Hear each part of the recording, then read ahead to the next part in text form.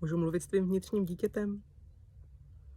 Jestli ne, tak scrolluj klidně dál, pohoda. Jsi tu? Já chci tvojí vnitřní dívence říct, že si se vším poradí. Vím, že se nejspíš stalo někdy v životě něco, kdy o sobě začala pochybovat a bát se toho, co přijde. Ale to, jak si dokázala se vším radit, bylo úplně v pořádku.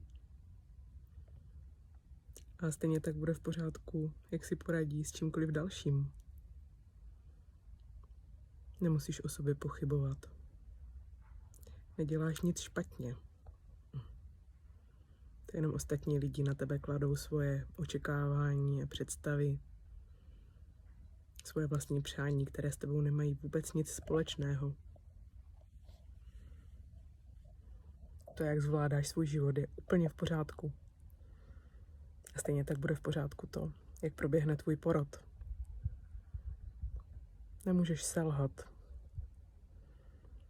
Všechno jsou to zkušenosti a věci, které se dějou a ty na ně nějakým způsobem reaguješ. Není na tom nic špatně. Se vším si poradíš.